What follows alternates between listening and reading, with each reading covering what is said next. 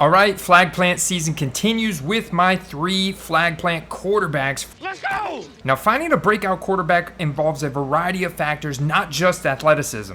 Number 1, passing ability, which incorporates precision, arm strength, and quick decision making under pressure is crucial. Number 2, a strong supporting cast from offensive line, wide receivers, tight ends, and running backs can significantly impact their performance, providing valuable targets and reliable protection. Number 3, the coaching and offensive scheme provide a vital role in shaping the quarterback's destiny for any given season. And number 4, a quarterback's game intelligence is a critical asset. I want you guys to start thinking Peyton Manning, Tom Brady here. Reading defenses, making pre-snap adjustments, and situational awareness enables them to make quick, accurate decisions and exploit gaps in the opposing defense's strategies. All of this leads to more wins for their team and potential MVP consideration and the playoffs. So my flag plant list is a perfect blend of all of those things, plus the critical component of finding undervalued rookie cards that have a potential to realize a significant ROI. So let's dig in.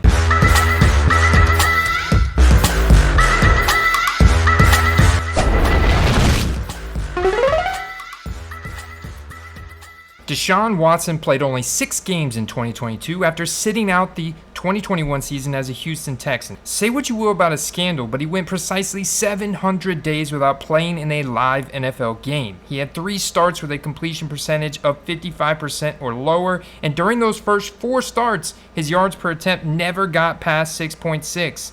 His performance did improve over the last 2 games of the year as he finished both weeks as a top 10 fantasy quarterback, and his yards per attempt shot up from 7.9 and 9.4. Even if you were out on Watson, you had to acknowledge he showed improvement at the end of the year. The suspension has come and gone, and now he can put in more time as a starter all offseason, taking every snap. The team acquired Elijah Moore, who has high success rates against man coverage, from the Jets, and drafted wide receiver Cedric Tillman from the University of Tennessee. But the core of the Browns' offense remains intact from last season. The Cleveland media believes the team will be a pass-centric offense, bolstered by an elite offensive line and elite running back in Nick Chubb. The offseason additions of Tillman and Moore only strengthen the belief that we will see an increase of 11 personnel on offense. That also includes elite route runner Amari Cooper, incredibly athletic tight end David Njoku, and 99th percentile burst Donovan Peoples-Jones. Not to mention they play out on a shootout division against the Bengals, Ravens, and Steelers. Previously, Watson was a number 1 quarterback, now operating a pass-friendly elite offense. All the signs are there for Deshaun Watson to return to form. Not many quarterbacks have the ceiling that Deshaun Watson has, and when comparing his rookie card values to his peers, being a 2017 rookie, I really like the current discount. Now we're going to start off with that base tier, and to get really good, accurate data compared to his draft class, let's compare his Prism PSA 10 to that of Cooper Kupp and Christian McCaffrey, elite skill position players in their category. Cooper Kupp currently going for an average of 125. The same thing for Christian McCaffrey, and the Deshaun Watson only 250. And just for a point of reference, the Patrick Mahomes Prism PSA 10 is a $4,500 card. And also recognize that Prism PSA 10 last season, this time when we got news that he did sign with the Cleveland Browns, that card shot up to $400. We've got even more comparable trends between Deshaun Watson and Christian McCaffrey on the base Donruss, virtually having the same average. Sometimes the Christian McCaffrey going for even more with that rated rookie logo. Therefore, you can clearly see, even looking at a higher tier item like this rookie ticket auto PSA 9, somebody had accepted a offer. So we pop over to 130point.com and load our search results to find out that card was accepted at 400. Couldn't quite find that one on 130point, but I did find an SGC 9 of that same card that went for $450 just yesterday. Buy it now.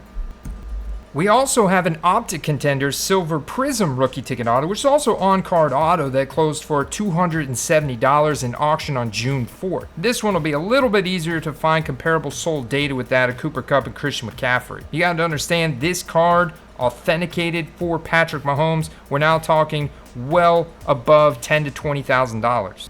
Christian McCaffrey, a running back, going for just a little bit lower at $204 July 2nd or June 22nd, PSA 9 for $177.50. You also have Cooper Kupp going in that $200 range. Therefore, you can see a significant upside in the current Deshaun Watson market. Hey, real quick, if you're new here, welcome to the Football Card Quest. My name is Andy. If you like this style of content, make sure you hit that like button. But also, if you want to take your knowledge level to the extreme and join the Football Card Sickos, where all we talk about all day is football cards, fantasy football, go ahead and check out patreon.com/footballcards and take advantage of all the extra things we have to offer, including web apps, giveaway, Discord access, the whole 9 yards. Check it out in the description below. Back to the action.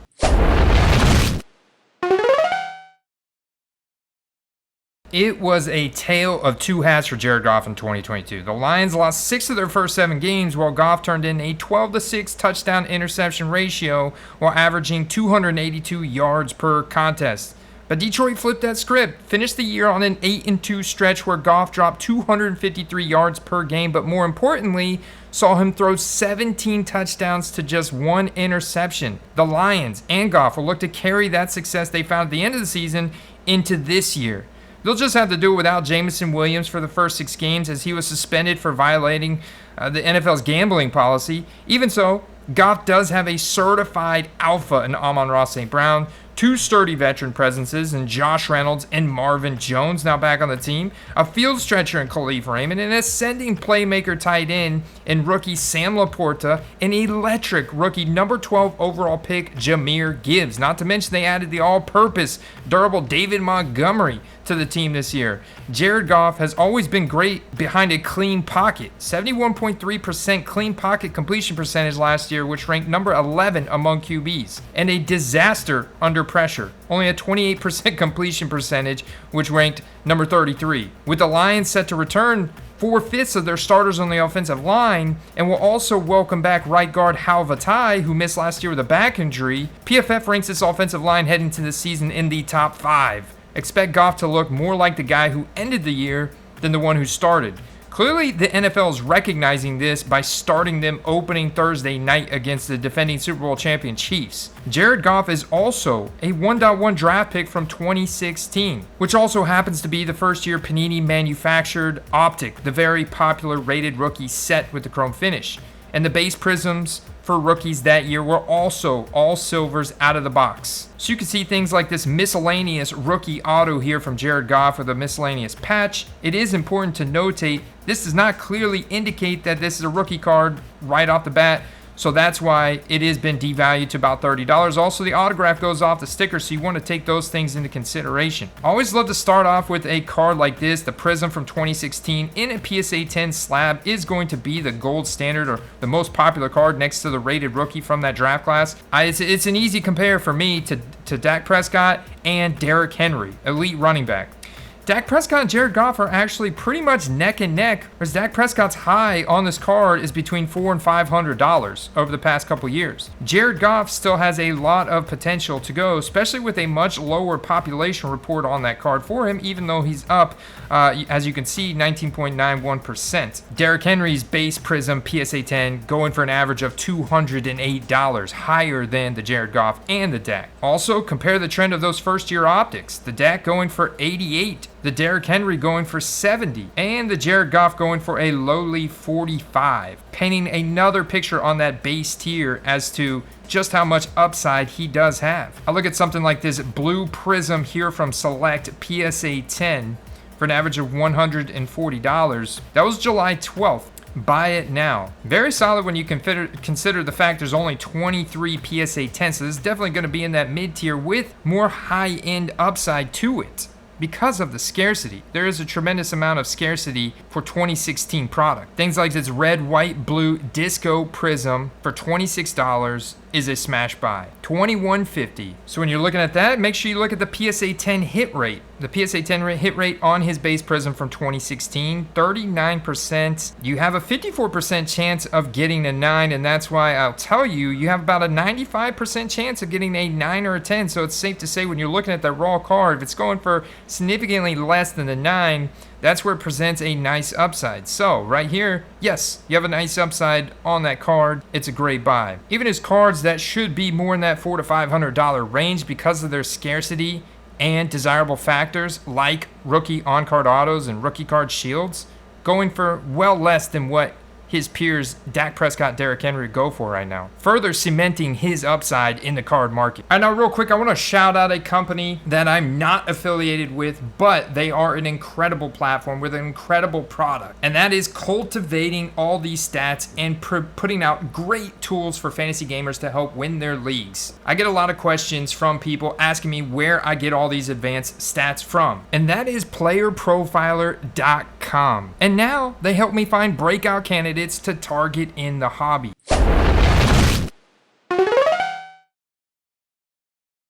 Number 3 is a breakout 10 years in the making. Geno Smith finally happened, guys. Entering the 2022 offseason as the incumbent to replace the recently traded Russell Wilson, something he'd done the year prior, believe it or not, completing 68.4% of his passes with a 5-to-1 touchdown to interception ratio while filling in for 4 games. Geno beat Drew Lock for the starting job and then beat the returning Russ in week 1. There was no looking back after that. Geno emerged as a QB1 in the NFL and fantasy football. He finished top 5 in true completion percentage, which was number 4 among QBs. Deep ball completion percentage, 45.5%, that's 5th. And money throws, 37 money throws, that was number 3 in the league, while scoring 18.5 fantasy points per game, making him the number 8 quarterback in production. Usually when a player has their breakout at 32 years old, we assume they'll be a one-hit wonder, but Geno Smith isn't a regular late career breakout, guys. He's a second-round pick for the Jets back in 2013 who looked like a typical rookie for 2 years before he broke his jaw, which handed the starting job to Ryan Fitzpatrick. Geno then received the bust label and would go on to only start 2 games for 5 years between 2015 and 2020 and embraced being the best backup he could be. Now, though in 2023, Geno Smith is the biggest winner of this offseason. He signed a 3-year, $25 million extension with the Seahawks. He saw Seattle pass on drafting a quarterback and gets to play with the best wide receiver from this draft class. The Seahawks were 9th in pass attempts last year, despite ranking middle of the pack in game script. This is not the run-heavy Pete Carroll team that we've become accustomed to. After drafting JSN, Jackson Smith-Njigba, creating arguably the best wide receiver trio in the NFL alongside DK Metcalf and Tyler Lockett, there's a real chance that Geno Smith sees increased passing volume and somehow improves on his shocking quarterback 8 finish from last year. There's also a very nice amount of scarcity around his 2013 rookie cards, including some sets with very high PSA 10 hit rates. The quality was just made a lot different in 2013. And this is very nice because he has a very small graded card population compared to his peers, making him an even better play in the hobby. For example, 2013 Topps was also in the game, so you could look at his Topps Chrome, which is a very popular entry-level card. Just right now, a $3 card. If we were to go and look at that graded population from 2013, Travis Kelce is just dominating that market with an average of $200 on his base Topps Chrome PSA 10. That card for Geno Smith, just a $39 card, and that's with a population of only 73. If we were to look at the Prism, which is second year Prism was manufactured, Travis Kelce, $200 card.